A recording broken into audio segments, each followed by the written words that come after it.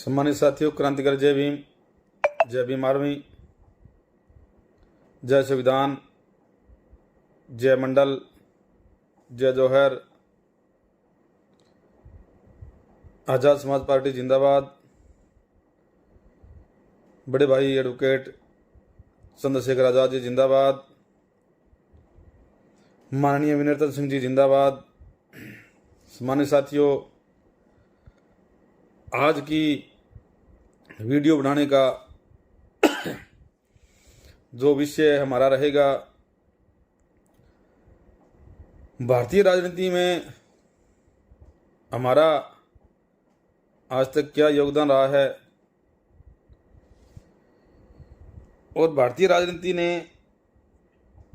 आज तक हमें क्या दिया है और हमें भारतीय राजनीति में क्या क्या मिलना चाहिए, क्या हमारे हक और अधिकार है, इन सभी बातों को लेकर आपसे चर्चा करेंगे। तो सम्मानित साथियों, सबसे पहले बहुजन समाज में जन्मे सभी संतों, महापुरुषों, गुरुओं के चरणों में श्रद्धा के सुमन अर्पित करते हुए आप सभी सम्मानित साथियों को मेरा क्रांतिकारी जय भीम। मैं सतपाल गौड़, एलनाबाद, सिरसा, हरियाणा, भीम आर्मी प्रदेश महासचिव हरियाणा, बड़े भाई एडवोकेट चंद्रशेखर आज़ाद जी की फौज का एक छोटा सा सिपाही, बहुजन मिशन को आगे बढ़ाने में अपना एक एक पल, अपने जीवन का एक एक पल और अपने जीवन की शुद्ध कमाई में से अपने समाज पे खर्च कर रहा हूँ और यही आशा और विश्वास मैं आपसे चाहता हूँ कि हम भी मिशन मोमेंट में जितना भी हो सके अपना समय दें। त्याग के बिना कोई भी चीज़ हमें नहीं मिलती है और जो चीज़ हमें मुफ्त में मिलती है उसके बदले में हमें बहुत बड़ा नुकसान होता है। तो सम्मानित साथियों, हमें त्याग की भावना रखनी चाहिए। त्याग चाहे वो समय का हो, चाहे धन का हो, तन का हो, किसी चीज़ का त्याग हो, तो त्याग करने में हमें परहेज कहीं नहीं करना चाहिए समाज के लिए। तो अब अपने विषय पे आते हैं। भाई, भारतीय राजनीति में आज तक हमारा क्या योगदान रहा है और क्या हमें मिला है, क्या हमें मिलना चाहिए था। सम्मानित साथियों, समय समय पर बहुजन महापुरुषों ने जन्म लिया और अपने समय काल में पूरे बहुजन समाज को अपना 100 का 100 दे के गए हैं। लेकिन उनके जाने के बाद में जो जीवन ज्योति या जो लो हमारे महापुरुषों ने जलाई है, वो उसके बाद में धीमे धीमे बुझने की ओर चली जाती है। तो इसी कड़ी में सबसे पहले हम बात करते हैं बाबा रामदेव जी, जो लोक देवता हैं। राजस्थान में वनवादियों ने उनको देवता की उपाधि दे दी है। बाबा रामदेव जी ने पूरे बहुजन समाज के लिए राज की बात की। अपाहिजों को, जैसे राजस्थानी भाषा में बोलते हैं, पांगड़ियों को पांव देने की जो बात कही, तो मैं मेरी बुद्धि से, मेरे विवेक से आपको ये चीज़ बता देना चाहता हूँ कि बाबा रामदेव जी ने पांगड़ियों को पांव सिर्फ जादू मंत्र या विभूति लगाने से बिल्कुल नहीं दिए थे। हमें अपने पैरों पर खड़ा होने के लिए बोला, भी आप अपने पैरों पे खड़ा हो। जब तक अपने पैरों पे खड़ा नहीं होंगे, अपना बिजनेस नहीं करोगे, तब तक आपका उद्धार होने वाला नहीं है। लेकिन मनवादियों ने उनका फिर मनवादीकरण कर दिया और हमें सिर्फ भभूति और जादू मंत्र से अपाहिजों को पाँव देने वाली बात हमारे दिमाग में, हमारे बुजुर्गों के दिमाग में ये बात डाल दी।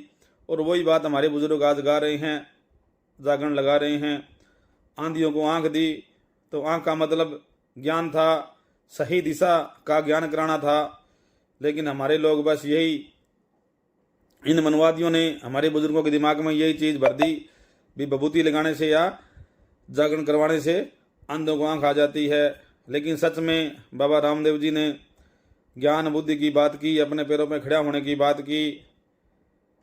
और बात करें जो बाबा रामदेव जी के भजन में बाणी में ये चीज़ बोली जाती है भी बोईते पाणिये का जहाज तिरा दिया। तो सम्मानित साथियों, मेरे समाज के लोगों, जब कोई किसी परिवार की सामाजिक हालात ख़राब होती है तो हम लोग अक्सर यही चीज़ बोल देते हैं भी उसका तो बेड़ा ही बैठ गया। या किसी को गाली देनी होती है तो उसमें बोल देती है हम तेरा बेड़ा भेजे या तेरा बेड़ा गर्क हो जाए।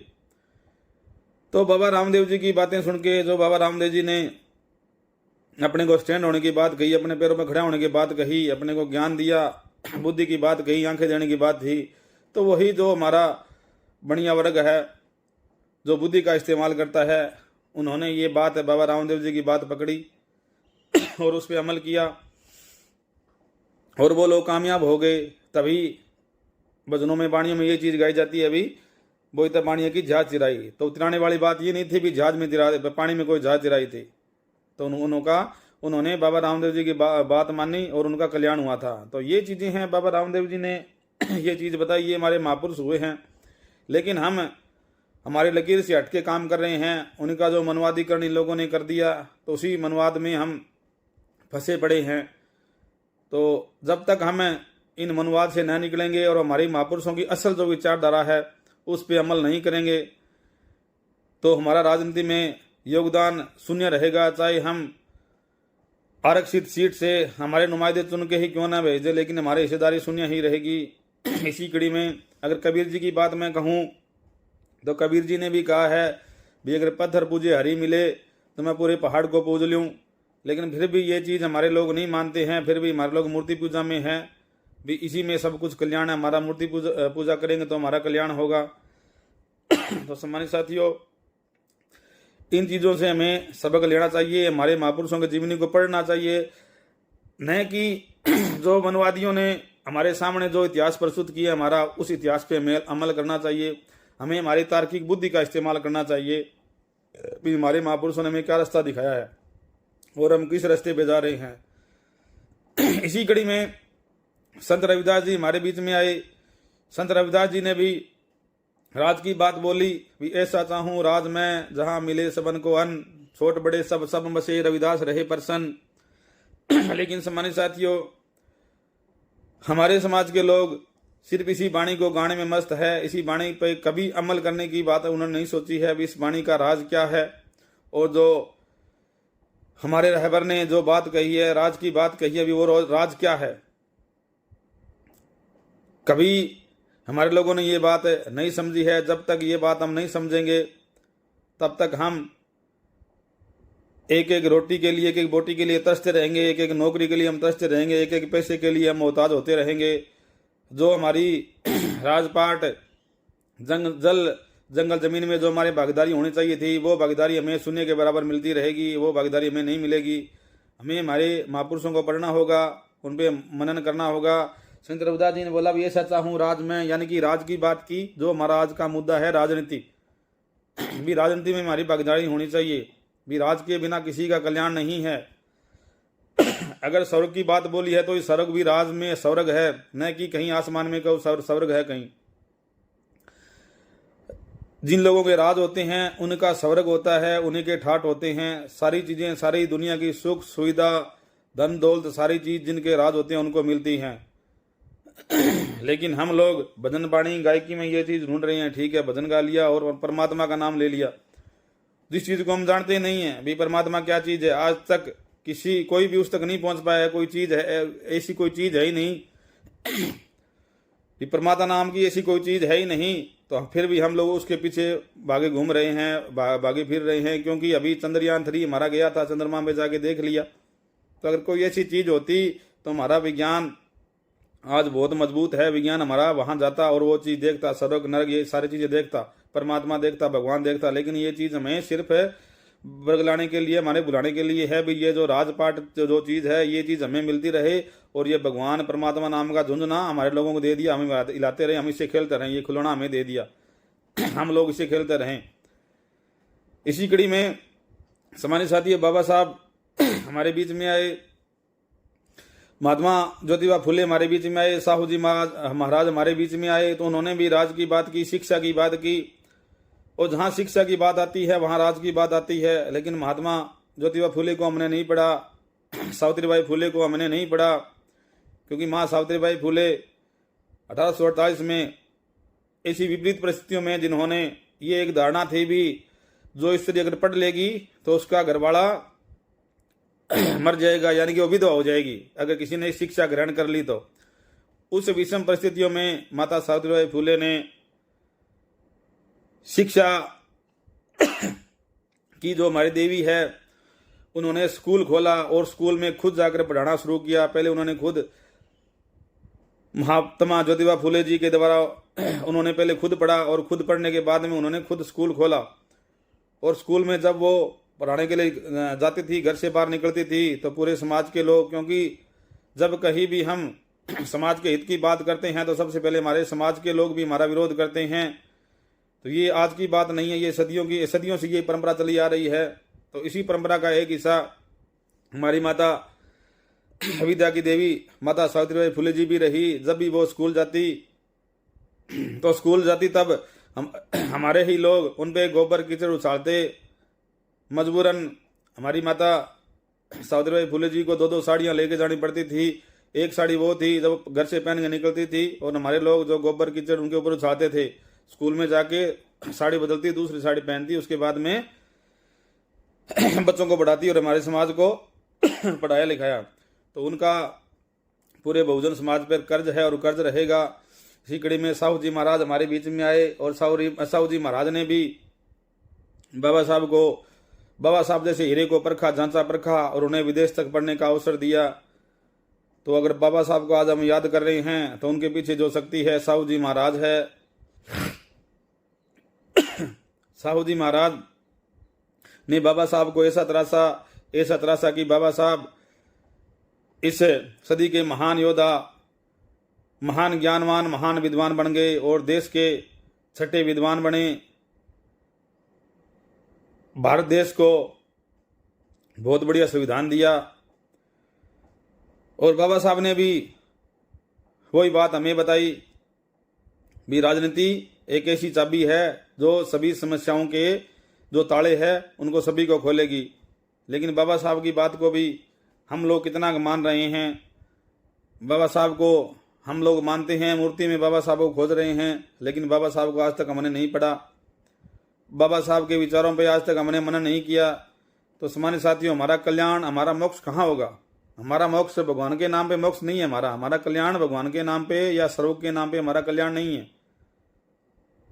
हमारा कल्याण इसी जीवन में है। अगर राजनीति ढंग से अगर हम करेंगे तो हमारा कल्याण होगा।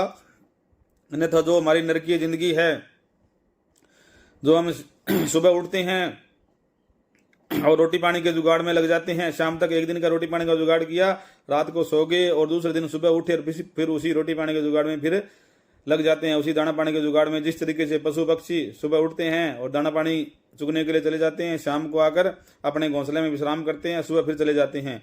तो वही चीज़ हमारे के ऊपर आज तक हमारे ऊपर वही चीज़ लागू है। अभी हम सुबह उठते हैं, घर से निकलते हैं, दाना पानी का जुगाड़ करते हैं, शाम को घर में आते हैं, बच्चों के साथ हंसी खुशी दाना पानी लिया अपना और सो जाते हैं। सुबह फिर हमारा वही काम। हमें पता ही नहीं सर्व क्या है। हमें हमारी नरकीय जो जिंदगी जी रहे हैं इसका पता नहीं है। इसको हम किसके ऊपर थोप रहे हैं भी? जो हमारी नरकीय जिंदगी है ये तो हमारे कर्मों में है। ये नरकीय जिंदगी हमारे कर्मों में लिखी है भाई, हमारी किस्मत में नहीं है। ये ठीक राम किस्मत के सर फोड़ रहे हैं। किस्मत क्या चीज है? किस्मत कोई इंसान अपने साथ जन्मते ना पैदा ले जन्मते अपने साथ पैदा नहीं होती है किस्मत।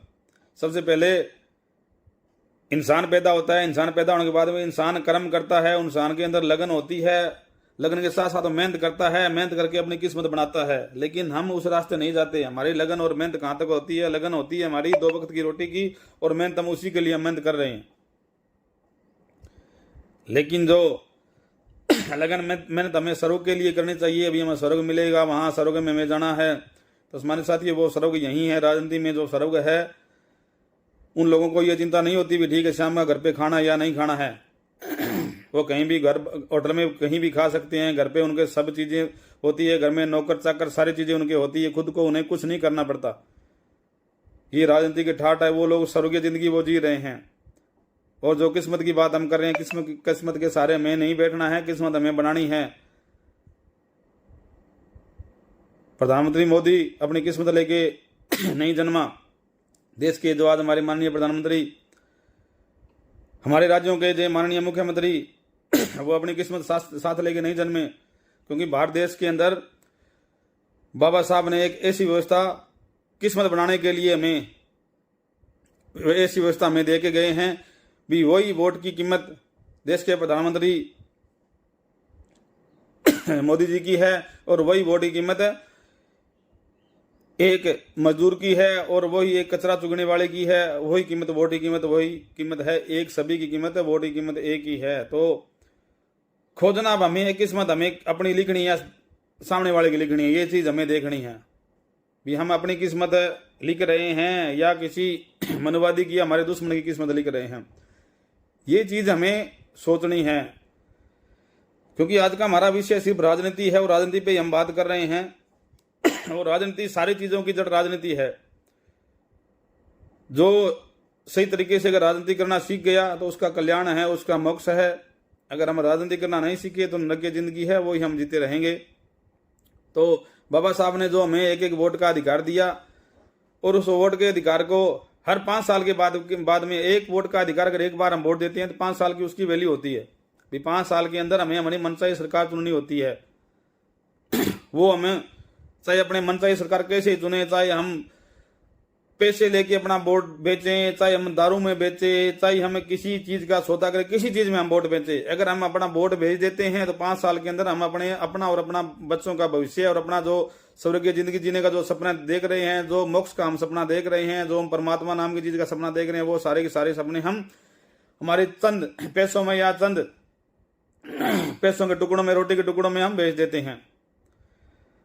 समझदार लोग उस चीज का फायदा उठाते हैं। उनको पता होता है इन लोगों को अपनी वोट की कीमत का पता नहीं है। हालांकि मेरे को पता है मेरी वोट की वैल्यू इनकी वोट की वैल्यू एक ही है, लेकिन वो हमारे वोट की वैल्यू लगाता है। कभी आपने सम्मानित साथियों कभी उनके वोट की वैल्यू लगाई क्या?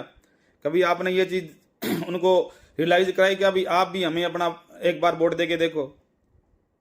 कभी हम भी वोट मांगने वाले बने क्या? हमें उनके आगे हाथ फैलाकर पैसा मांग सकते हैं, दारू मांग सकते हैं, भीख मांग सकते हैं, सारी चीज मांग सकते हैं, लेकिन आज तक हमने उनके सामने हाथ फैलाकर वोट नहीं मांगा।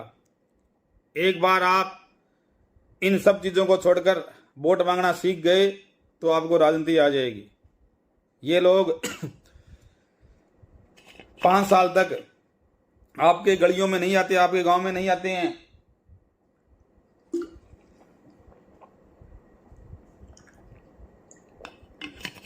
जब इलेक्शन का समय आता है तो इन लोगों को आपका गांव, नाम, सब चीज याद आ जाती है। आपके गांव में आते हैं, आपकी गलियों में आते हैं, आपके घर में आते हैं, हाथ जोड़ते हैं, सब कुछ आपको मानते हैं। आपको आप मेरे मायत हो, आप चाचा हो, आप ताऊ हो, आप चाची हो, ताई हो, आप मेरे बेटा हो, सब चीज बोलते हैं, मीठी मीठी वाणी बोलते हैं। हम लोग उन बातों को नहीं समझ पाते हैं। 5 साल की जो चीज है उनको भूल जाते हैं, और हम सिर्फ उनकी या 5-10 दिन की मीठी बातों में आके बस उन्हीं को राजनेता बना देते हैं, उन्हीं को राजनीति करने के लिए आगे प्रेरित करते रहते हैं। जब तक सम्मानित साथियों हम हमारी खुद की राजनीति नहीं करेंगे, वोट मांगने वाले हम खुद नहीं बनेंगे, तब तक हमारा मोक्ष, हमारा कल्याण नहीं होगा। आज तो देश की राजनीति बहुत गंदी राजनीति हो गई है। देश के प्रत्येक नागरिक को ये चीज समझनी होगी। ये वीडियो मैं जो जारी कर रहा हूँ मेरे पूरे बहुजन समाज के लिए तो है ही है, लेकिन मेरे देश के प्रत्येक युवा, प्रत्येक बुजुर्ग और प्रत्येक जुम्मेवार साथी के लिए है। क्योंकि आज की जो गंदी राजनीति ये जो मनवादी सरकारें कर रही हैं, इन मनवादी सरकारों को हमें पहचानना होगा। क्योंकि आज न इनसे जवान सुखी है, ना पहलवान सुखी है, ना किसान सुखी है, और अन्य हमारा जो वर्ग है, कमेरा वर्ग है, वो तो सुखी होने का मतलब ही नहीं है। क्योंकि वो तो हर समय काम की तलाश में रहता है, तो वो तो सुखी कहाँ से हो जाए। तो ऐसी गंदी सरकारें कभी हमें जात के नाम पे लड़ाती है, कभी हमें धर्म के नाम पे लड़ाती हैं। चुनाव का जब समय आता है तो देशभक्ति के नाम पे हमें, हमारे देश के नौजवानों को ये मरवाती है, उन पे राजनीति करती है। और हमारे भोले वाले लोग फिर भी इन लोगों को नहीं समझ पाते हैं। कभी देशभक्ति की भावना के अंदर बह जाते हैं, कभी हमारे लोग धर्म की भावना के अंदर बह जाते हैं, कभी हम जातीयता की भावना के अंदर बह जाते हैं। ये ऊंच है, ये नीच हूँ, मैं इनके साथ नहीं लगूंगा, ये इसने ये किया मेरा, ये तो हमारे बराबर बैठने लायक नहीं है। हमारे अंदर ये चीज़ें आ जाती है और ये लोग इन चीज़ों का फायदा उठाते हैं।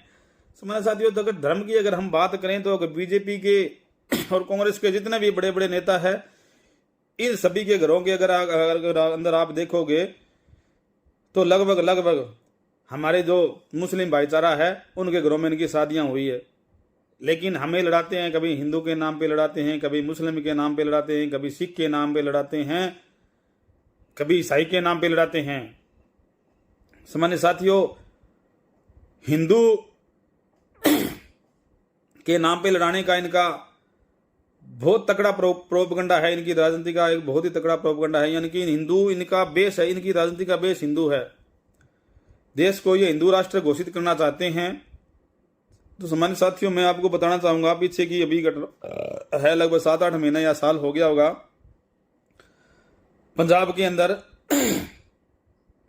हमारे युवा साथी, ये बात इसलिए कर रहा हूं मैं क्योंकि ये लोग हिंदू राष्ट्र की मांग कर रहे हैं, इसलिए इनको मैं चीज बता रहा हूं मैं भी। आप लोग हिंदू राष्ट्र की मांग कर रहे हो, आप तो अपनी जगह सही हो, लेकिन पंजाबियत की, खालिस्तान की बात की अमृतपाल सिंह हमारे भाई ने मांग की भी, हमें हमारा राज्य चाहिए, खालसा राज्य चाहिए। इसके ऊपर इन्होंने भाई को जेल के अंदर डाल दिया, आज तक पता नहीं अभी कहां है। उन्होंने सिर्फ खालिस्तान की मांग की। क्या इन लोगों से मैं ये चीज पूछना चाहता हूं, अपनी सरकार से, भारत देश की सरकार से, प्रधानमंत्री जी से, राष्ट्रपति जी से मैं ये पूछना चाहता हूं भी, अमृतपाल सिंह ने देशद्रोही हो गए, वो देश विरोधी ताकत वो बन गए, आपने उनको देश विरोधी मान लिया, लेकिन जो हिंदू राष्ट्र की मांग कर रहे हैं वो लोग फिर कौन हैं? उन्होंने भी तो एक राष्ट्र की मांग की थी और यही राष्ट्र की मांग कर रहे हैं। तो आप सिख भाईचारे को क्यों परेशान कर रहे हो? क्यों गंदी राजनीति आप धर्म के नाम पे कर रहे हो? हिंदू के नाम पे हिंदू राष्ट्र की बात करें कोई दिक्कत नहीं है, ईसाई के नाम पे बात करें तो आपको दिक्कत है, अपने समाज को 80 कम्युनिटी कोई बात करे, 20 कम्युनिटी की बात करे उसको आपको दिक्कत है। अगर कोई अपने देश के अंदर अपने हक और अधिकार की लड़ाई की बात करे, हक और अधिकार की लड़ाई लड़े, उसकी बात करे तो उसको आपको दिक्कत है। मणिपुर को आपने इतना गंदा जलाया, 3 महीने तक पूरे मणिपुर को आपने इतने गंदे तरीके से जलाया। लड़ाई क्या थी वहां? अपनी राजनीतिक रोटियां सेकने के लिए, अपने जो दत्तक पुत्र पाल रखे हैं अडानी बाणी, उनको वहां की जमीन दिलवाने के लिए। क्योंकि हमारा जो वहां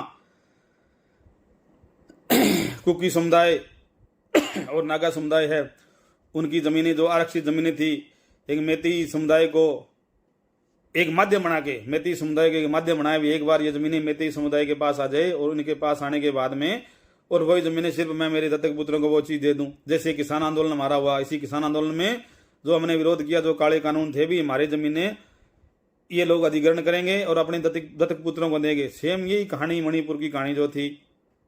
इतनी गंदी ये राजनीति कर रहे हैं और धर्म जात की राजनीति करने के साथ साथ हमारी माँ बहनों के साथ इन लोगों ने वहां क्या किया। मणिपुर के अंदर अगर हम देखते हैं तो हमारा खून खोल उठता है, हमारी आत्मा मर जाती है, हमारा जमीर मर जाता है। अभी हम मर गए क्या? हम इस देश के वासी, हम देश के लिए कुछ नहीं कर पा रहे। हमारी माँ बहनों के साथ क्या अन्याय और अत्याचार हो रहा है, नंगा घुमाया जा रहा है।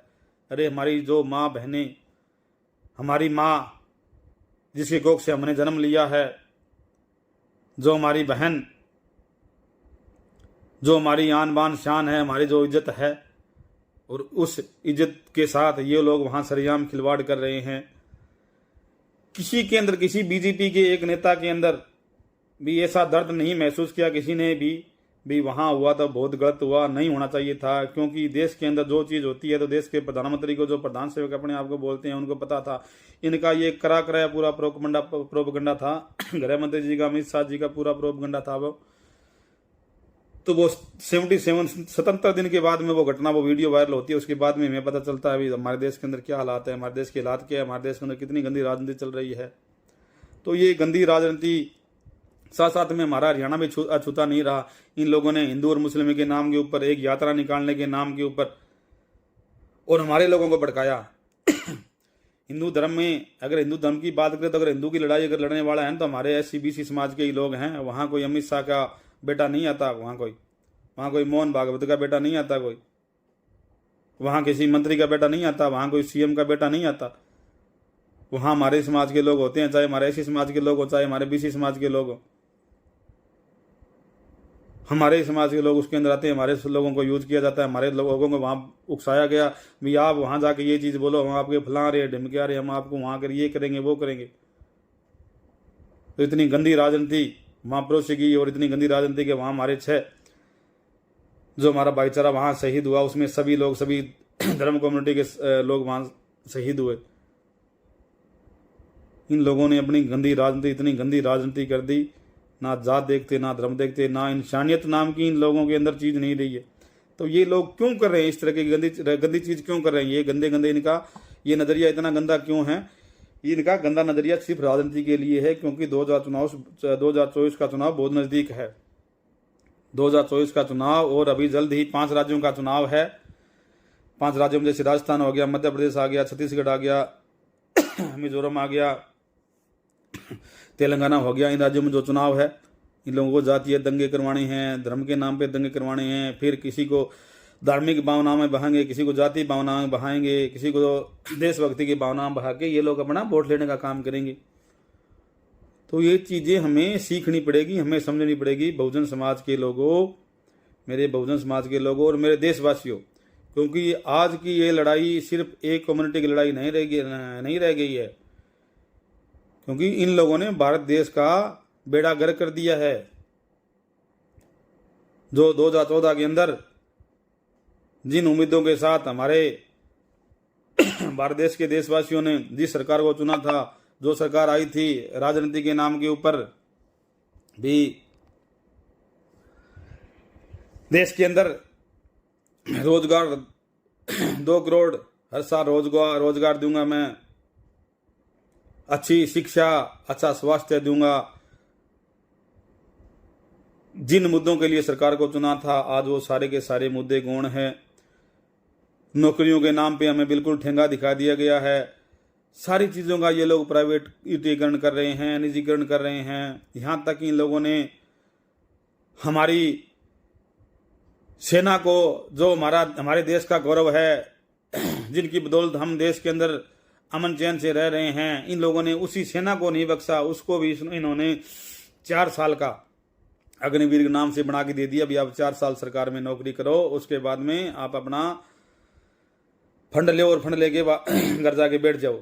यानी 4 साल नौकरी दी, बंदा पढ़ेगा लिखेगा और लिखने के बाद में 21 साल का होगा, 21 साल का होने के बाद में नौकरी करो, 4 साल के बाद नौकरी करो, 25 साल का हो जाओ, 25 साल के बाद में घर पे बैठ जाओ। बस अपना फंड, नौकरी का फंड इकट्ठा किया और उसको खाते रहो। बस देश की तरफ आपको नहीं देखना है।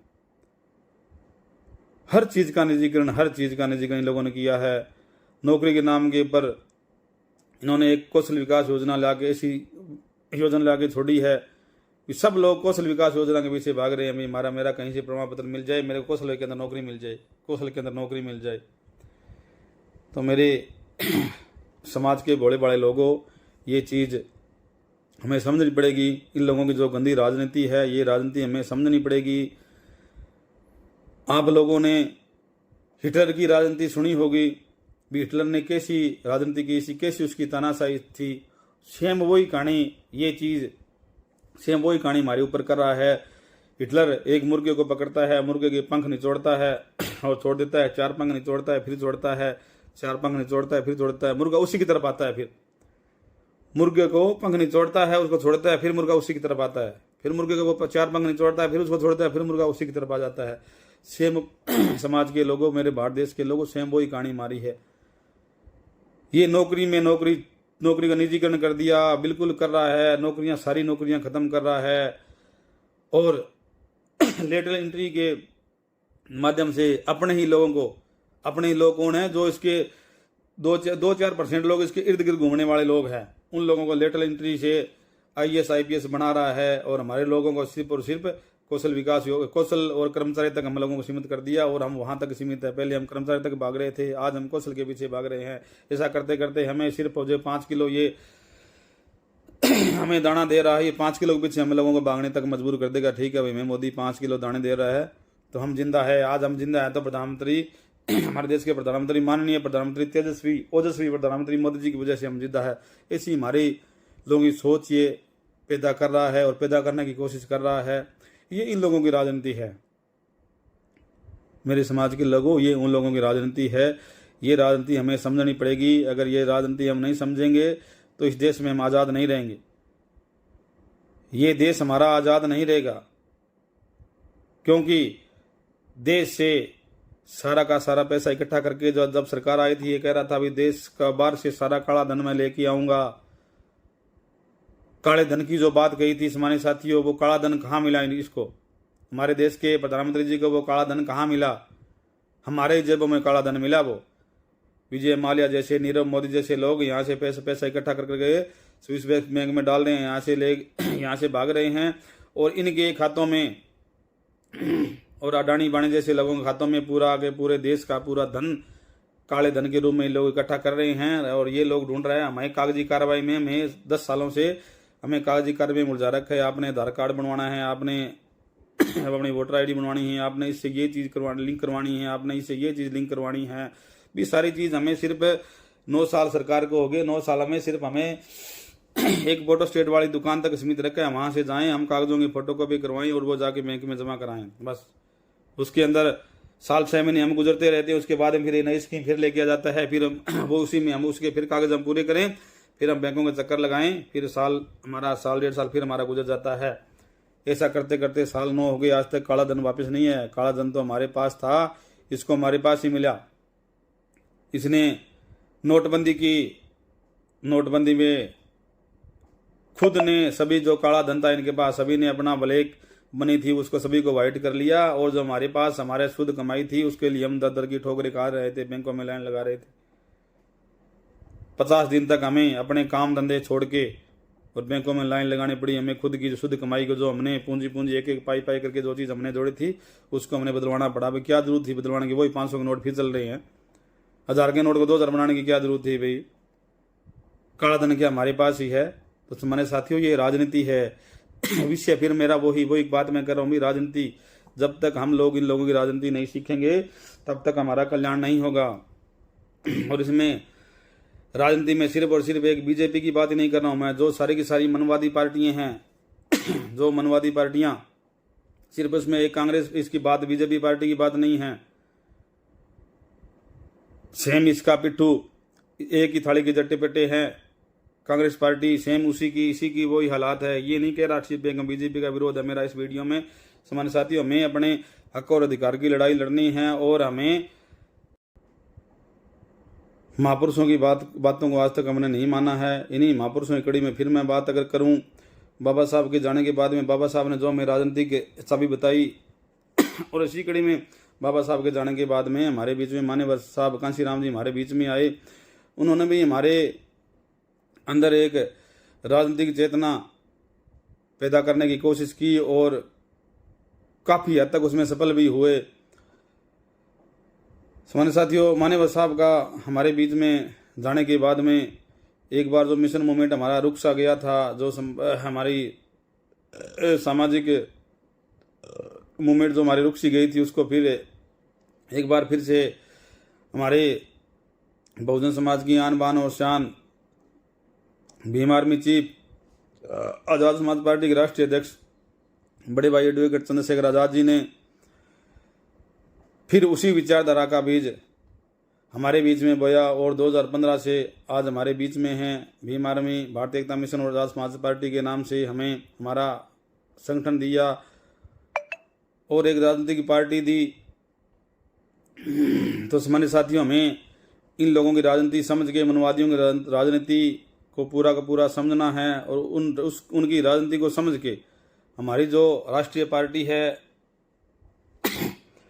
हमारी जो पार्टी है आज़ाद समाज पार्टी, जिसको राष्ट्रीय पार्टी हमें जल्दी बनाना है, क्योंकि राष्ट्रीय पार्टी बनाने में कोई अलग से कोई चीज़ नहीं, सिर्फ हमारे वोटों से ही राष्ट्रीय पार्टी बनती है। तो राष्ट्रीय पार्टी हमें इन्हीं चुनाव के अंदर बनाना है और हमें हमारा राज लेके आना है। तो एक एक सामान्य साथी को हमें हमारे एक एक वोट का हर एक एक घर में जाके हमें बतानी है। जो भी हमारा जो निशाना है, जो हमारा मकसद है, जो हमारा लक्ष्य है, ये हमारा लक्ष्य हर एक घर तक हमें पहुंचाना है। और पहुंचाने की जिम्मेदारी हर एक जिम्मेवार फौजी की, हर एक जिम्मेवार भीम आर्मी की सिपाही की है, हर एक हमारे समाज के हर एक जिम्मेवार इंसान की जिम्मेवारी है भी ये विचारधारा हर एक घर घर तक पहुंचाए और हर एक वोट तक पहुंचानी है। और हमें अपने वोट की जो ताकत है, उस वोट की ताकत को हमारे लोगों को अवगत कराना है भी हमारी वोट की ताकत क्या है। हमारी वोट की ताकत से राजा बनता है और वो राजा आप भी बन सकते हो या अपने दुश्मन को बना सकते हो। क्योंकि माननीय कांसी राम साहब ने हमें बताई थी भी वोट है दो धारी तलवार है, अगर आपकी तरफ पड़ गई तो आपका कल्याण कर देगी, अगर आपके दुश्मन की तरफ पड़ी तो आपका सर्वनाश कर देगी। तो ये चीज़ हमें हमारे लोगों को बतानी है, समझानी है। हमारे लोग पाखंड के नाम के ऊपर हमारे दुश्मनों को हम मजबूत कर रहे हैं। ये जो पाखंड है, पूरा का पूरा पाखंड हमें त्यागना पड़ेगा। जहाँ तक हमें कोशिश है, पूरी की पूरी कोशिश करनी पड़ेगी। क्योंकि जब तक हम दुश्मन को मजबूत करेंगे, क्योंकि हमारा दुश्मन पाखंडवाद है। पाखंड के जो पोषक हैं, जो पाखंड की कमाई जिन लोगों के पास आती है, वो कमाई मनवादियों के पार्टियों में जाती है और वही हमारे ऊपर इलेक्शन में हमारे ऊपर लगती है। तो मेरा आपसे ये निवेदन है कि पाखंड के ऊपर भी हमें प्रहार करना है, पाखंड भी हमारे लोगों से हमें निकालना है भी। जब तक हम पाखंड नहीं छोड़ेंगे तो हम हमारे दुश्मनों को मजबूत करते रहेंगे। हमें हमारा जो लक्ष्य है, हमारा जो उद्देश्य है, उससे कभी कहीं भटकना नहीं है। पाखंडवाद के ऊपर भी हमें गहरी चोट करनी है, क्योंकि एक म्यान में दो तलवार नहीं रह सकती। अगर या तो हमें स्वर्ग चाहिए, धरती पे स्वर्ग अगर हमें बनाना है तो हमें राजनीति करनी पड़ेगी। हमें एक एक वोट का अधिकार जो है, वो एक एक वोट हमें अपने ही हमारे बीच में ही हमें एमपी बनाना है, हमारे बीच का हमें एमएलए बनाना है, हमारे बीच का पंच बनाना है, हमारे बीच का सरपंच बनाना है, हमारे बीच का जिला परिषद सदस्य बनाना है। लेकिन जो भी प्रतिनिधि है जो हमारे बीच के ही हमें बनाने हैं। तो एक एक वोट का अधिकार जो हमें बताना है, जो कि पाखंडवाद बिल्कुल इसके खिलाफ है। पाखंडवाद की जब हम बात करते हैं तो वहाँ सर्वनर की बात आ जाती है। तो ये चीज़ हमें हमारे लोगों को बतानी है और किस्मत के भरोसे हमें बिल्कुल नहीं बैठना है। किस्मत अगर बनानी है, जो किस्मत बेमाता लिखती है वो किस्मत बेमाता नहीं, वो किस्मत हमारे संविधान के माध्यम से हमारी विधानसभा और संसद भवन के अंदर लिखी जाती है। और वहाँ लिखने वाले कौन? अगर वहाँ लिखने वाले अगर हमारे ही लोग होंगे तो वहाँ लिखी जाएगी। अगर हमारे वो लोग वहाँ नहीं पहुँचेंगे तो हमारी किस्मत नहीं लिखी जाएगी, वहाँ हमारे दुश्मनों की किस्मत लिखी जाएगी। तो समाज के लोगों, मैं बार बार आपसे यही अपील कर रहा हूँ कि आने वाला जो 2024 का इलेक्शन है, हमें अभी से कमर तोड़ तैयारी करनी है। जितना भी हो सके हमें टाइम निकालना है, चाहे दिन में हमें घंटा टाइम निकले, 2 घंटा टाइम निकले। अगर कहीं में हम किसी के पास अगर बैठे हैं, कहीं अगर मैं 10 मिनट में कोई चर्चा करने को मिलती है तो समाज की चर्चा करें, राजनीति की चर्चा करें, अपने वोट के अधिकार की बात करें, वोट की ताकत बताएं भी हमारे वोट की क्या ताकत है, हमारे वोट से कौन क्या बन सकता है। भाई हमारे वोट से प्रधानमंत्री तक बन सकता है, हमारे वोट से मुख्यमंत्री बन सकता है। तो वो सारे बनते हैं, जो भी आज आपके ऊपर जो राज कर रहे हैं वो लोग सारे आपके वोट से बने हैं। और ये वोट, आपका वोट, वही वैल्यू, फिर वही बात मैं दोहरा रहा हूँ भाई, वही वैल्यू प्रधानमंत्री मोदी जी की है, वोट की वैल्यू, और वही वैल्यू एक कचरा बीनने वाले की वैल्यू है। तो ये वैल्यू हमें बतानी है और ये जिम्मेवारी समाज के लोगों, ये जिम्मेवारी हमारी बनती है। ये जिम्मेवारी अकेले भाई चंद्रशेखर आज़ाद जी की जिम्मेवारी नहीं है, ये जिम्मेवारी अकेले पूरी भीम आर्मी की जिम्मेवारी नहीं है। भीम आर्मी के प्रत्येक छोटे से छोटे कार्यकर्ता और बड़े से बड़े पदाधिकारी सभी की जिम्मेवारियां बनती है। और उसके साथ साथ में जो भीम आर्मी आज़ाद समाज पार्टी में समाज के लोग, हमारे SC/BC समाज के जो लोग आस्था और विश्वास रखते हैं, उन सभी लोगों की जिम्मेवारी बनती है। अभी जहाँ भी हम जाएँ, आंड गुआंढ चाहे कहीं अगर बैठे हैं, भाई बेली के पास कहीं अगर बैठे हैं, कहीं रिश्तेदारी में जाएँ, तो वहाँ सिर्फ हमें राजनीति की बात करनी है। क्योंकि ये लोग हमारे बीच में 15-20 दिन महीने आएंगे इलेक्शनों में और हमें फिर बुला के बरगला के हमारा वोट ले जाएंगे, फिर हमारे ऊपर राज करेंगे, फिर हम 5 साल हम पीछे चले जाएंगे। अगर हमें स्वर्ग चाहिए, अपने बच्चों का भविष्य चाहिए, आज हम बच्चों के लिए जो कौशल में जो नौकरियां ढूंढ रहे हैं, जो हम 15-20 हज़ार की नौकरियां ढूंढ रहे हैं, तो हमें इस देश का हुक्मरान बनना है, डीसी बनना है, हमें एसपी हमें बनना है, एसएचओ हमें बनना है, डीएसपी हमें बनना है, एसडीएम हमें बनना है। तो ये चीज़ें हमें हमारे समाज के लोगों को बनानी है। तो इसकी ताकत हमें बतानी होगी भाई ये लोग किसकी ताकत से बनते हैं और ये लोग सरकार को चलाते हैं तो किस सरकार को कैसे चलाते हैं, और सरकार का इनके ऊपर अगर दबाव होता है तो किस तरीके का दबाव होता है। क्योंकि सामान्य साथियों, अगर दबाव पे अगर बात याद है, अगर दबाव की अगर हम बात करें तो हमारे पूरे बहुजन समाज को अगर कोई भी घटना हो जाती है, बड़ी से बड़ी अगर कोई घटना हो जाती है, अगर रेप की, मर्डर की जो घटनाएं होती है, तो हमें न्याय के लिए सड़कों के ऊपर आना होता है। क्योंकि ये जो गूंगी बहरी निकम्मी सरकारें हैं, ये सरकारें इन्होंने शासन प्रशासन को पूरा अपने कब्जे में ले रखा है और हमारे खिलाफ जो भी कार्रवाई बनती है, ये कार्रवाई अगर वो उस कार्रवाई में अगर दिन लगना है तो ये सेकंडों में कर देते हैं, घंटों में कर देते हैं। अगर इनके ऊपर कोई मुकदमा दर्ज होता है तो अगर वो मुकदमा अगर मिनटों सेकंडों में अगर दर्ज होने वाला होता है तो उसमें अगर ये लोग महीना लगा देते हैं। हमारे भीम आर्मी के लोग जब रोड पे आते हैं, सड़कों पे आंदोलन करते हैं, उसके बाद में वहाँ उनका मुकदमा दर्ज किया जाता है। उसके बाद में न्याय के लिए परिवार फिर दर दर की ठोकरें खाने के लिए मजबूर होता है। क्योंकि जिन लोगों के राज होते हैं उनके काज होते हैं, क्योंकि हमारा राज नहीं तो हम दर दर की ठोकर खा रहे हैं। तो ये चीज़ हमें बतानी होगी भी जो आज हम दर दर की ठोकरें खा रहे हैं तो ये हमारी गलती है। हम लोगों ने इनको हमारे देश की बहुत बड़ी गद्दी, प्रधानमंत्री की गद्दी पर बिठा दिया है और आज इन लोगों से हम न्याय की उम्मीद कर रहे हैं। अगर हमें न्याय लेना है तो हमें खुद की सरकार बनानी है। बड़े भाई एडवोकेट चंद्रशेखर आज़ाद जी को इस देश का प्रधानमंत्री बनाना है और हमारे ही बीच का इस देश का मुख्यमंत्री बनाना है। अगर देश का अगर मुख्यमंत्री बनाना चाहते हैं हम, तो हमारे बीच का ही अगर हमें मुख्यमंत्री बनाना है तो सामान्य साथी हम बना सकते हैं। उसके लिए हमें कुछ जादू मंत्र टोने किसी की जरूरत नहीं है, सिर्फ हमें सद्बुद्धि की जरूरत है और सही रास्ता की जरूरत है। सद्बुद्धि में भीम आर्मी भारतीय एकता मिशन के माध्यम से मिल रही है और हमारे महापुरुष हमें सद्बुद्धि दे के गए हैं। उसी सद्बुद्धि का हमें इस्तेमाल करना है और उसी सद्बुद्धि की बदौलत हमें एक एक वोट का सही इस्तेमाल करना है। और जो हमारे ऊपर अन्य और अत्याचार हर दिन आए दिन जो बढ़ रहे हैं उनके ऊपर अगर लगाम लगानी है तो सामान्य साथियों, अभी जो 5 राज्यों के चुनाव है उनमें हमें पूरी कमर कसनी है। क्योंकि इन 5 राज्यों में चुनाव में यही आगे की देश की पूरी राजनीति तय करेंगे और इसके अंदर भी हमें अपने और दुश्मन की पहचान करनी जरूरी है भी हमारा अपना कौन सा है और दूसरा कौन सा है। क्योंकि सामान्य साथियों, इलेक्शन का समय बहुत नज़दीक है तो सभी पार्टियों के लोग अब अपने अपने बिलों से निकल के बरसाती मेंढक जिनको हम बोल दें चाहें वो बाहर आ रहे हैं। हम धीरे धीरे बाहर आ रहे हैं, सड़कों पे आ रहे हैं, न्याय की बात कर रहे हैं, हम हमारे भले की बात कर रहे हैं। और अब लगभग अगर देखें हम 4.5 साल जो लोग बिलों में घुसे रहते हैं, एशियो में घुसे रहते हैं, जिनको समाज की देश की कोई चिंता नहीं रहती, वो लोग अब जस्ट इलेक्शन का 6 महीना रह गया तब वो बाहर आके बात कर रहे हैं अभी हम समाज के लिए करेंगे, देश के लिए करेंगे, देश का बेड़ा कर दिया, बीजेपी ने ये कर दिया, बीजेपी ने ये कर दिया। कहीं कांग्रेस सरकार है तो विपक्ष वाले वहाँ बोलते हैं, अभी बीजेपी वाले वहाँ बोलते हैं कांग्रेस ने ये कर दिया, अदर पार्टी वाले चाहे कोई है, चाहे उसमें आम आदमी पार्टी है, चाहे ना कोई पार्टी, चाहे किसी पार्टी है, पर्टिकुलर एक पार्टी नहीं, बिल्कुल जो सारी मनवादी पार्टी, जो मनवादी विचारधारा रखने वाले जो सारी पार्टियाँ उनको मैं कह रहा हूँ, जो हमारे महापुरुषों की विचारधारा में विश्वास रखने वाली पार्टियाँ हैं उन पार्टियों को मैंने ये चीज़ नहीं कहता। क्योंकि हमें जो हमारे महापुरुषों की विचारधारा में जो विश्वास रखती है पार्टियां, उनके अंदर हमें पहचान करनी है। अभी हमारे महापुरुषों की सही विचारधारा पे कौन सी पार्टियां चल रही है उनके ऊपर हमें फोकस करना है, उनमें से फिर हमें देखना है। और मैं आपको भीम आर्मी और आज़ाद समाज पार्टी के कार्यकर्ता होने के नाते मैं आपको सजेशन, मेरी ये सलाह है अभी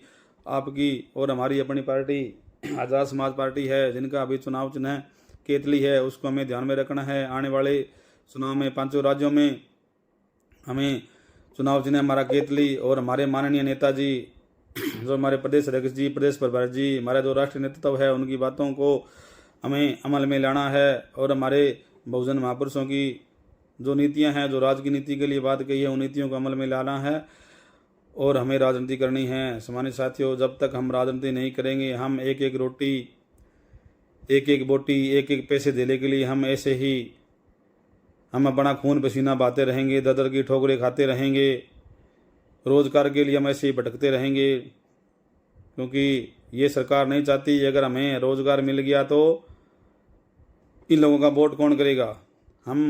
अगर हमें चूल्हे से फुर्सत मिल गई तो हम समाज के बारे में सोचेंगे। अगर समाज के बारे में अगर हम सोचने लगे तो समाज के बारे में सोचते सोचते जब हमारा समाज सबल हो जाएगा उसके बाद में हम देश के बारे में सोचेंगे। तो इन लोगों को ये पता है, अगर ये एक बार अगर चूल्हे से इन लोगों को फुर्सत मिल गई, अगर ये लोग सोचने लग गए तो इन लोगों के बुद्धि ऊपर जो हमारा अधिकार है तो ये इनकी बुद्धि स्वतंत्र हो जाएगी, ये लोग सोचने में मजबूर हो जाएंगे और हमारा राजपाट चला जाएगा। अगर एक बार हमारा राजपाट चला गया तो फिर वापस राजपाट हमारा नहीं आएगा। तो हमारे साथियों, इन लोगों की पॉलिसी हमें समझनी है, इन लोगों की पॉलिसियों को हमें समझ के ही आगे बढ़ना है।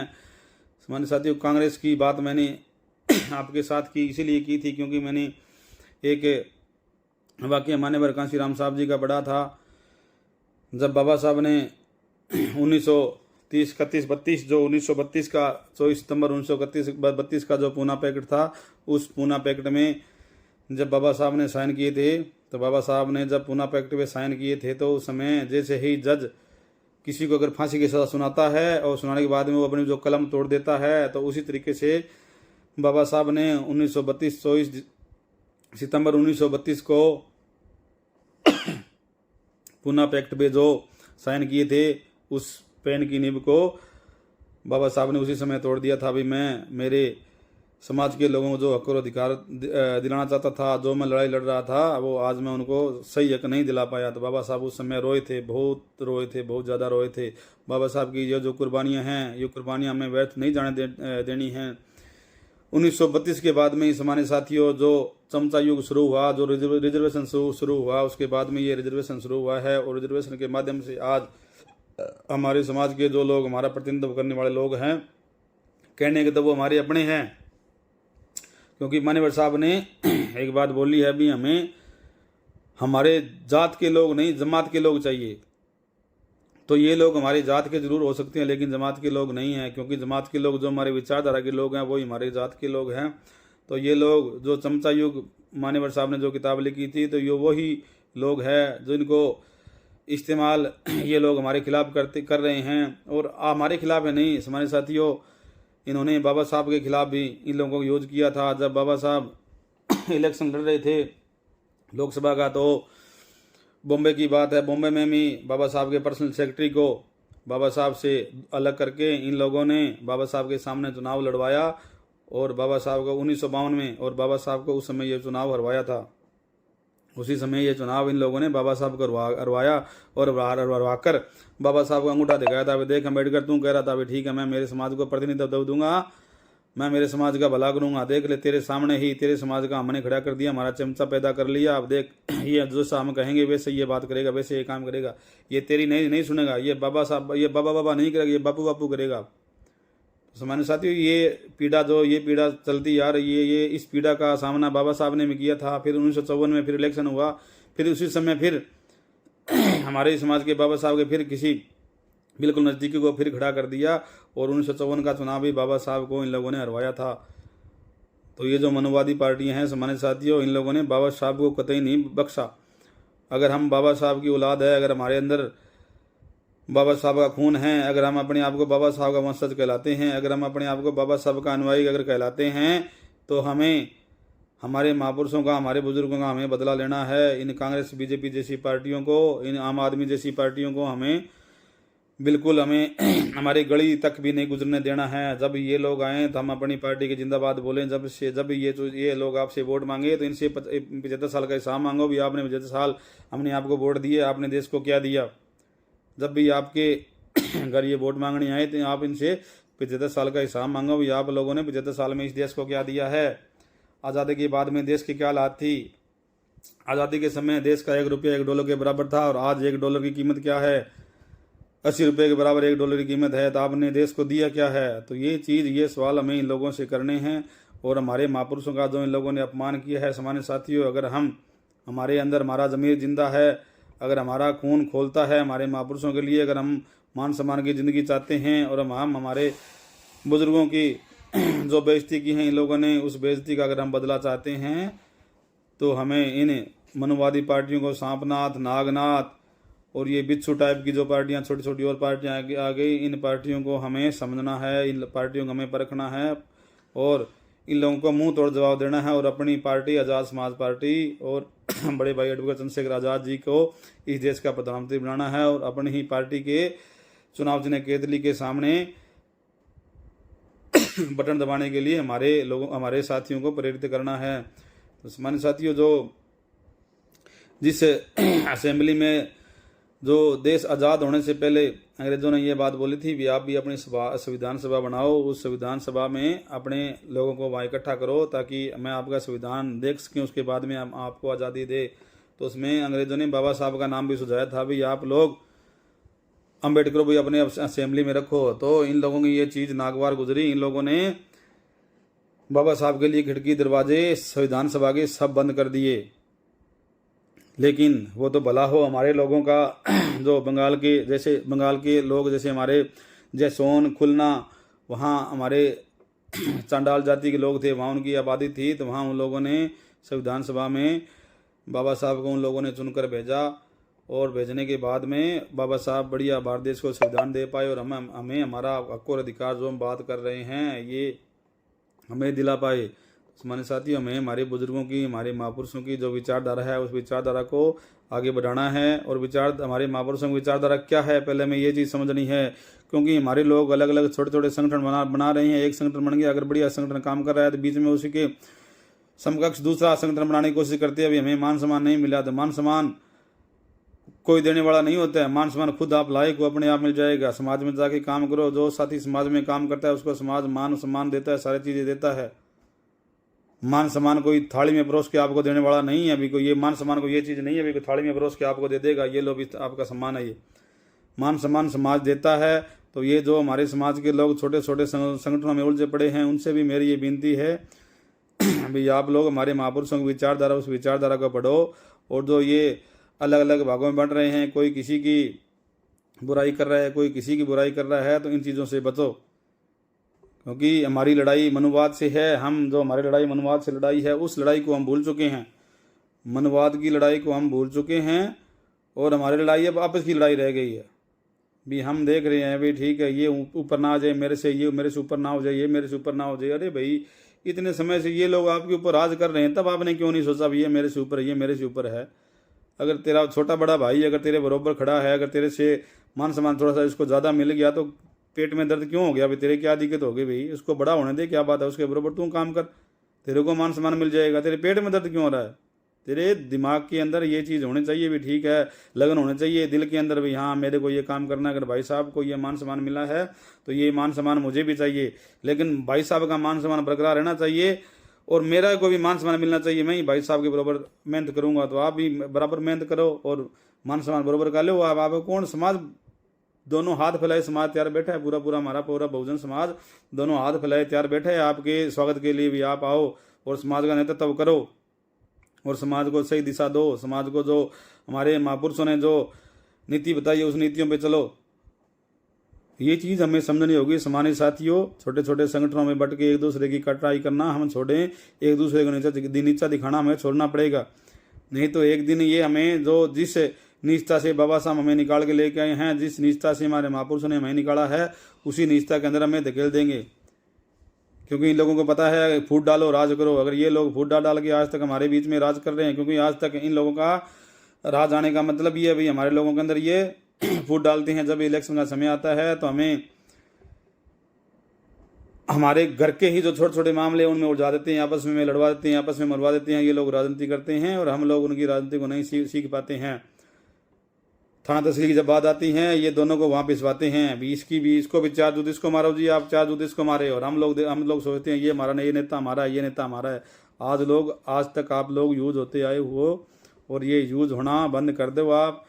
आज आपका हाथ थामने के लिए भीम आर्मी, भारतीय एकता मिशन और आज़ाद समाज पार्टी बड़े भाई एडवोकेट चंद्रशेखर आज़ाद जी के नेतृत्व में, बड़े भाई माननीय विनर्तन सिंह जी नेतृत्व में आपके सामने आपके बीच में खड़ी है। सिर्फ आपको क्या करना है, उनके हाथों का मजबूत करना है, उनके हाथों को पकड़ना है। उनके भीम आर्मी और आज़ाद समाज पार्टी के माध्यम से हमारे जैसे साथी भी आपके बीच में आते हैं तो उनके साथियों को भी आपने हाथ मजबूत करना है। तो सामान्य साथियों, हमें अपने की पहचान करनी है और अपने महापुरुषों की विचारधारा को आगे बढ़ाना है। आपस की लड़ाइयों को हमें छोड़ना पड़ेगा, भूलना पड़ेगा। ये सीख हमें लेनी पड़ेगी किसान आंदोलन से। किसान आंदोलन जीता जागता हमारे सामने उदाहरण है। चाहे हमारे किसान साथी के आपस में लड़ते नहीं क्या, ये थोड़ी है उनके सभी के अंदर ठीक है उनमें कोई लड़ने वाला नहीं है, क्योंकि जब एक परिवार होता है ना, उस परिवार में लड़ाई झगड़ा जब जहाँ प्रेम प्यार ज़्यादा होता है वहाँ लड़ाई झगड़ा होता है, सारी चीज़ें होती हैं, ठीक है ना। लड़ाई झगड़ा वहाँ नहीं होता जहाँ एक दूसरे को लोग नीचा दिखाने की कोशिश करते हैं ना, वो एक दूसरे को मौका ही नहीं देते लड़ाई करने का। तो ये आपस की चीज़ें हमें छोड़नी है। किसान आंदोलन से हमें शिक्षा लेनी है। कितने महीने तक किसान आंदोलन चला और सभी किसान साथी वहाँ तन मन धन से वहाँ डटे थे। वो हमारे बड़े भाई थे, हमारे बड़े भाइयों से हमें शिक्षा लेनी है, उनसे हमें शिक्षा लेके इकट्ठे होने की। आज अगर हक और अधिकार की बात आती है तो पूरे किसान साथी एक जगह इकट्ठे खड़े हो जाते हैं और हम लोग भी उनका समर्थन लेने के लिए जाते हैं। तो ये ताकत में हमें पैदा करनी है, आपस की हमारे मन मुटाव छोड़ने हैं, हमें नेतृत्व स्वीकार करना है। क्योंकि सामान्य साथियों, जब तक हम एक नेता नहीं मानेंगे तब तक हमारा कल्याण नहीं होगा। आज तक हमारे अंदर ये खूबी रही, हम नेता नहीं मान रहे हैं। सामान्य साथियों, बात हमारे लोगों को अगर बीच में समझाते हैं, कई हमारे लोग ज़्यादा बुद्धिजीवी बनते हैं तो वो बात करते हैं, भाई ठीक है हमारी पार्टी नई पार्टी बना ली, पार्टी से हमें दिक्कत है, संगठन से हमें दिक्कत नहीं है। तो उन लोगों से भी मैं कह देना चाहता हूँ कि सामान्य साथियों, पार्टी से फिर अगर आपको इस पार्टी से हमारी पार्टी से दिक्कत है तो मान्यवर साहब की पार्टी से भी आपको दिक्कत होनी चाहिए थी फिर आपको, क्योंकि मान्यवर साहब ने ही बाबा साहब की जो पार्टी आरपीआई पार्टी थी उस पार्टी को छोड़ के बनाई है। तो आप लोग है ना मान्यवर साहब की नीतियों पे चलो, मान्यवर साहब ने पार्टी क्यों बनाई और मान्यवर साहब के बाद में ये पार्टी क्यों बनी है। तो ये लोग हैं, ये है ना, आप लोग ये चीज़ें छोड़ दो। भाई ये पार्टी बन गई, हम संगठन में आपके साथ है, पार्टी में आपके साथ नहीं है, पार्टी में कुछ कमियां लगी होगी, किसी के अंदर कुछ कमियां हैं, वरना ऐसे यूं ही कोई बेवफा नहीं होता। किसी के अंदर कोई कमी होती है ना तभी कोई बेवफा होता है। आरपीआई का अगर आप इतिहास जानोगे तो आरपीआई के लोग है ना जो छोड़ छोड़ के यार बाबा साहब ने जो आरपीआई बनाई थी, बाबा साहब की सोच थी और 3 अक्टूबर 1957 को जो आरपीआई पार्टी बनी थी, उस आरपीआई पार्टी के इन लोगों ने 4 हिस्से कर दिए थे और 4 हिस्सों में कोई किसी पार्टी को बेच रहा था, कोई किसी पार्टी को बेच रहा था। ये लोग अलग अलग अपने अपने हिसाब से, अपने एरिया के हिसाब से पूरी पार्टियों को इन लोगों ने बेच दिया था। मान्यवर साहब ने पार्टी की पूरी तय तक, मान्यवर साहब पार्टी की तय तक गई और तय तक जाने के बाद में ये फैसला लिया, भाई यहाँ तो सारे बिकाऊ लोग हैं, भी मैं तो उस घर में जाने की कोशिश कर रहा हूँ जिस घर से लोग भागे भागे दूसरे घरों में जा रहे हैं, तो मैं भला इस घर में कैसे रुकूंगा भाई। कहने का मतलब पार्टी से, आरपीआई पार्टी से लोग कांग्रेस में जा रहे थे, सभी अलग अलग अपने अपने बना के 4 हिस्से बना रखे थे पार्टी की। सब लोग कांग्रेस पार्टी में अपने अपने सिर्फ चमचा बनने के लिए गए थे, सिर्फ वहाँ मान सम्मान के लिए नहीं, सिर्फ चमचा बनने के लिए। ठीक है मेरे को 1 सीट मिल जाए, मेरे को 2 सीट मिल जाए, सिर्फ इसलिए मान्यवर साहब ने इन लोगों की निष्ठा को जांचा परखा। उसके बाद में मान्यवर साहब ने मैं संगठन और पार्टी दी। तो उन लोगों से मैं ये चीज़ कहना चाहता हूँ, वो चीज़ है ना, अगर आज आप हमारे ऊपर जो ब्लेम लगा रहे हो तो ये ब्लेम आपके ऊपर सही नहीं है। मैं ज़्यादा कुछ इस विषय में नहीं बोलूँगा, फिर आप लोगों को ज़्यादा दर्द होगा। अगर कहीं फिर समय मिला तो इस विषय में फिर मैं आपसे बात करूंगा, लेकिन अभी सिर्फ विषय हमारा एक ही है, राजनीति हमारा, उसी विषय पे फिर मैं बात करूंगा भी हमें हमारी राजनीति करनी है। ये लोग हमारे ऊपर 70 सालों 75 सालों से राजनीति कर रहे हैं, इन लोगों का हमें मुंह तोड़ जवाब देना है। आज हमें हमारा संगठन मिल गया, हमें पता चल गया। पहली बात तो हमें ये है भी आज तक हमने हमारे महापुरुषों को सामान्य साथियों पढ़ा था, और पढ़ा भी कितना था, मैंने हेडिंग पढ़ लिया, पढ़ने के बाद में हम भूल गए, हमें रास्ता ही नहीं पता था हमें कहाँ जाना है। हमें हमारे संविधान का नहीं पता था अभी संविधान में हमारे अधिकार क्या है। वो तो हमारे बीच में बड़े भाई एडवोकेट चंद्रशेखर आजाद जी आए और हमें ये चीज़ हमें समझाई भी, ठीक है हमारे क्या अधिकार है, हम सड़कों में लड़ाई लड़ सकते हैं, आंदोलन हम कर सकते हैं। तो हम तो पुलिस के नाम से डरते थे, हम ऐसे लोग थे। भीम आर्मी आज़ाद समाज पार्टी के आने के बाद में हमारे लोगों के अंदर जो हौसला और जज्बा जो आया है, उसी हौसले जज्बे के बदौलत मैं आपके बीच में बोल रहा हूँ। और हम बहुत बड़ा करेंगे, ये भी नहीं है हमारे साथियों भी हम हारने वाले लोग नहीं हैं भी। हम वो लोग हैं, हमने जो ठान लिया तो वो कर दिया, हमने जो मान लिया वो ठान लिया, और जो ठान लिया वो हमने कर दिया। हम पीछे हटने वाले लोग नहीं हैं। अगर हमने राजनीति अब सीखी है, हम राजनीति करेंगे। हमारे बड़े भाई एडवोकेट चंद्रशेखर आजाद जी को देश का प्रधानमंत्री अगर हमें बनाना है, ये हमने ठाना है, और सभी प्रदेशों में हमारे बीच का ही मुख्यमंत्री बनाना है, ये हमने ठाना है। तो हमने ठाना का मतलब ठाना है, हमें बनाना है। तो किसी साथी को किसी से डरने की, घबराने की किसी को जरूरत नहीं है। किसी को कहीं भी जरूरत पड़ती है तो भीम आर्मी से संपर्क करें, हमारे पदाधिकारियों से संपर्क करें। डर के आगे जी बिल्कुल जीत है। डर हम निकालेंगे तो उससे आगे हमें जीत हासिल हो जाएगी। अगर डरते हम रहेंगे तो डर से हम मरेंगे बिल्कुल। डर से मरेंगे। डर का मतलब वहीं फिर आ जाता हूँ मैं भगवान के नाम में। डर का मतलब भगवान का नाम का जो हमारे अंदर भूत घुसा दिया का डर वो है, तो वो डर ही हमें निकालना है। वो राजनीति हमारा डर निकाल सकती है। चाहे हमारा कोई सा प्रशासन है, उस प्रशासन के साथ आज हम सामने खड़े हैं, बोल रहे हैं, तो वो ताकत भीम आर्मी की ताकत है और आप सब साथियों की ताकत है।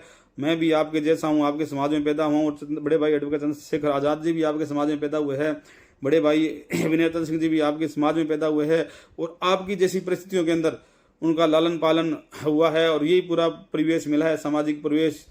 और पूरे जीवन के अंदर सारी चीज़ें जो सामाजिक परिवेश आपको मिला है वही हमें मिला है, वही बड़े भाइयों को मिला है, तो वही आपको मिला है। तो सामाजिक परिवेश ये नहीं भी कोई अगर बड़े भाई एडवोकेट चंद्रशेखर आज़ाद जी कोई राजनीतिक ग्राउंड कोई हो, कोई हमारा कोई राजनीतिक ग्राउंड हो, हमारे संगठन का कोई राजनीतिक ग्राउंड हो, कोई हमारा राजनीतिक ग्राउंड नहीं है। आज हम हैं प्रधानमंत्री के सामने अगर बोलने वाले खड़ने वाला कोई आज कोई संगठन है, आज किसी का नाम आता है तो बड़े भाई एडवोकेट चंद्रशेखर आज़ाद जी का नाम आता है। आज अगर कोई न्यूज़ चलने वाले ये नेशनल न्यूज़ चलने वाले अगर आज बुलाते हैं तो बड़े भाई एडवोकेट चंद्रशेखर आज़ाद जी को बुलाते हैं। तो ये ताकत इस सामाजिक परिवेश से बिल्कुल निम्न स्तर से आज हमारे भी इस छोटे समाज से हम उठ के इतने अगर ऊंचे ओहदे पे पहुंचे हैं, तो ये हिम्मत हौसला जो मान लिया ठान लिया वो बात है। क्यों हमने जो मान लिया वो ठान लिया, जो ठान लिया वो हम करके रहते हैं और पूरे समाज को उसमें सहयोग रहता है। क्योंकि हमारे समाज के अंदर जो डर की भावना थी, आज वो धीरे धीरे वो डर की भावना पूरी की पूरी भावना वो निकल चुकी है। तो सम्मानित साथियों, मैं आपसे एक बार फिर यही बात कहना चाहता हूँ, भाई इन लोगों की हमें राजनीति समझनी है।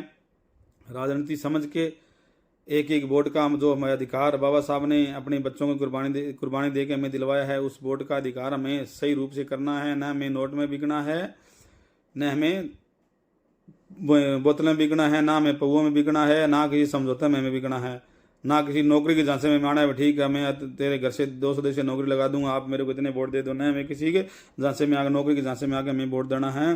क्योंकि आप लोग नौकरी देने वाले लोग, आज़ाद समाज पार्टी भीम आर्मी आपको नौकरी देने वाले लोग बनाना चाहती है, न कि आपका हाथ भीम आर्मी आज़ाद समाज पार्टी ऐसे हाथ फैलाने वाला आप लोगों को नहीं बनाना चाहती। आप लोगों को अगर ऐसे हाथ रखने वाला भीम आर्मी आज़ाद समाज पार्टी आप लोगों को बनाना चाहती है। तो सम्मानित साथियों, आप लोगों ने ये मेरी वीडियो सुनी और सम्मानित साथियों, आपसे फिर मैं एक बात कहना चाहता हूँ, मेरा ये चैनल है, इस चैनल को सब्सक्राइब करें, आप लाइक करें और इसको वीडियो को ज़्यादा से ज़्यादा शेयर भी करें, ताकि ये जो मैं मेरी बात है, जो मैं हर एक पूरे बहुजन समाज के योद्धा छोटे साथी एक वोटर तक जो मेरी बात पहुंचाना चाहता हूं, ये बात हर एक वोटर तक पहुंच के पूरे बहुजन समाज तक और पूरे देशवासियों तक मेरी ये बात पहुंच सके। तो सभी साथी मेरे इस चैनल को भीम आर्मी हरियाणा जो मेरा चैनल बनाया मैंने, इसको सब्सक्राइब करें और इसको लाइक करें, शेयर करें। इन्हीं बातों के साथ सम्मानित साथियों, एक बार फिर से जय भीम आर्मी आज़ाद समाज पार्टी जिंदाबाद। बड़े भाई एडवोकेट चंद्रशेखर आज़ाद जी जिंदाबाद। बड़े भाई विनय चंद्र सिंह जी जिंदाबाद। जय संविधान, जय जौहर, जय बंडल, जय बहुजन समाज। राजनीति हमारा मोक्ष का कल्याण का सिर्फ एक द्वार है। लास्ट में फिर वही बात, राजनीति हमारे मोक्ष का कल्याण का सिर्फ और सिर्फ एक द्वार है। राजनीति हमारे मोक्ष का कल्याण का द्वार है। राजनीति हमारे सर्व का द्वार है। राजनीति हमारे साथियों, क्रांतिकारी जय भीम।